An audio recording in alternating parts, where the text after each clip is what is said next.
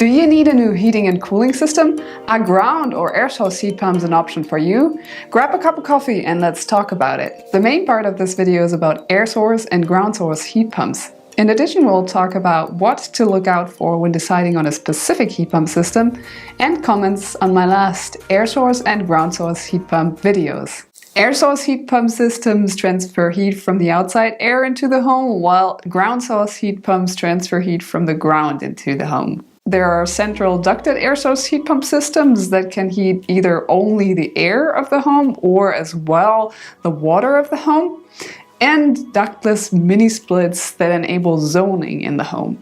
Overall, ground source heat pumps are more efficient than air source heat pumps. This is because ground source heat pumps transfer heat via water. Water as a liquid can hold more heat than air. In more technical terms, the heat capacity of water is greater than that of air.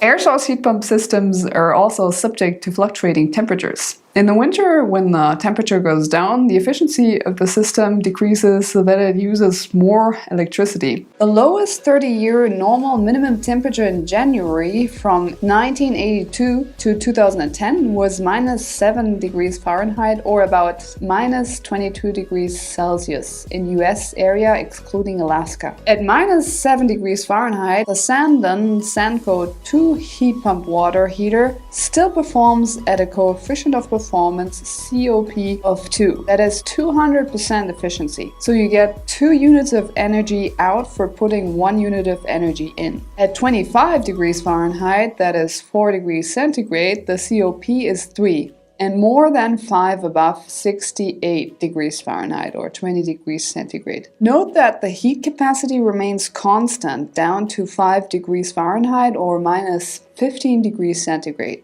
The temperature underground remains almost constant throughout the year at about 10 degrees centigrade or 50 degrees Fahrenheit. Ground source heat pumps are typically more expensive than air source heat pumps. They require digging and additional equipment that air source heat pumps do not require.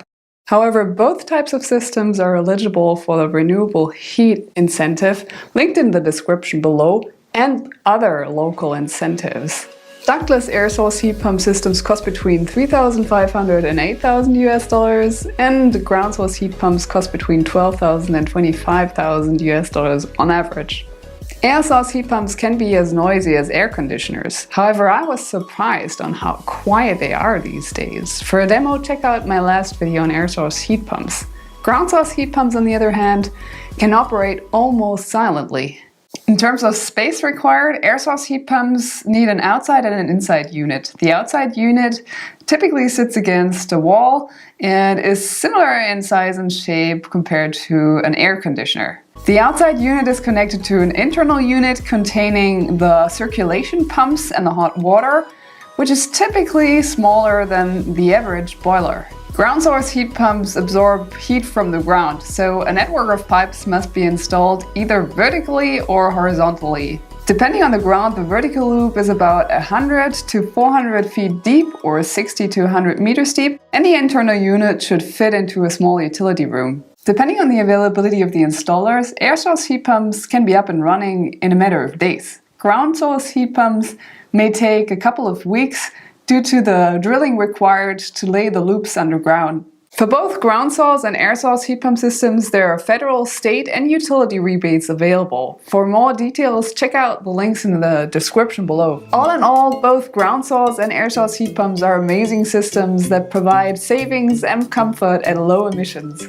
If you can afford it and have the time, I'd recommend ground source heating for higher efficiency and peace of mind. Ground source heat pump systems work almost silently, most of the system is buried underground, and the high efficiency remains almost constant throughout the year. However, if you're looking for a quick fix to a broken boiler or can't bring yourself to dig a hole into the ground, then go for an air source heat pump. Air source heat pump systems can be up and running in a matter of days, and they're considered a renewable heating source as well. Either way, by switching to a heat pump system, you'll most likely save money and do something for the environment. If you still hesitate or have questions of any kind, feel free to reach out. Let's check out recommended considerations when deciding on a specific heat pump system purchase. I'll start with something most people don't think about when purchasing a heat pump system. Smart air source heat pump systems are capable of choosing the time to operate based on ambient temperature and time of use. This minimizes costs and emissions and has no influence on the comfort in your home. As discussed earlier, for air source heat pump systems, the COP, the coefficient of performance, depends on the ambient temperature. In addition, there's something called a duck curve that energy companies are interested in flattening. If your electricity provider offers a time of use plan, you can significantly reduce the electricity required to run an air source heat pump if it's capable of choosing off-peak times to operate. As discussed, the COP, the coefficient of performance, is one of the most, if not the most important criterion when purchasing an air source heat pump. The higher the COP, the better. To be more precise, choose the most suitable COP over ambient temperature profile. Air source heat pumps with a higher COP are typically not always more expensive, but it definitely pays off in the near term. If you are noise sensitive or worry about your neighbor, consider ground source to be safe. The noise level of an air source heat pump depends on the manufacturer and the model. Also, make sure that the air source heat pump is not situated right outside your bedroom or right next to your neighbor. For most people, this is an investment that is worth getting several quotes. Also consider talking to a former customer of your proposed installer to put your mind at rest. Please find links in the description below that I think help you decide on purchasing a specific heat pump system. And remember, if possible, purchase a heat pump system that is capable of both heating the air and the water in your home. Let's have a look at some comments on my last videos on ground source and air source heating. First of all, thank you very much for your comments. I really appreciated reading them, and I think all that great information helps other people a lot to find their way through the jungle of information. So this one is about terminology.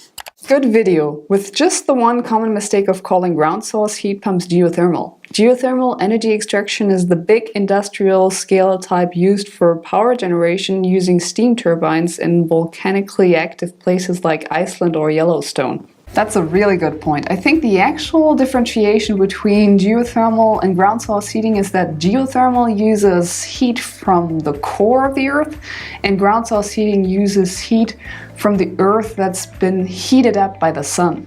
That means that geothermal is typically being associated with deeper drills and more industrial applications, but it doesn't necessarily have to be.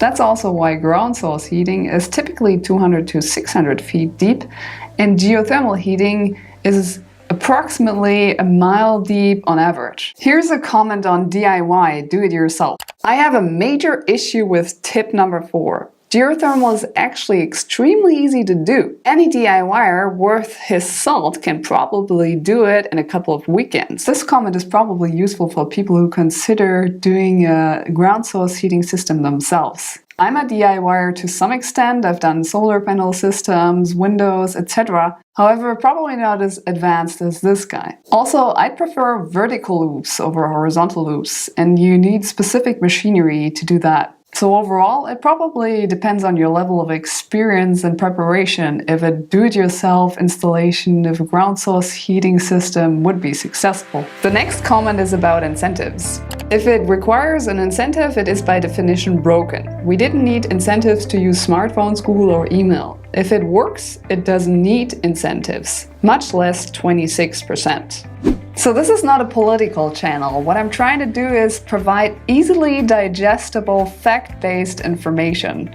In terms of incentives, there are two things I'd like to mention. First, most products become economically viable once the incentive is dropped. And second, unlike smartphones, reducing emissions via air source or ground source heat pumps does not only benefit the person who purchases the heat pump. According to a new study by scientists from Harvard and 3 British universities, burning fossil fuel kills nearly 9 million people every year and about 350,000 in the US only. From a purely economic standpoint, climate change is extremely expensive. Climate change could wipe off 18% of the GDP of the worldwide economy by 2050 if the temperature rises by 3.2 degrees centigrade, according to the Swiss Re Institute. That's it for now on air source and ground source heat pumps. Let me know what your thoughts are in the comments below, and see you in the next video. Bye!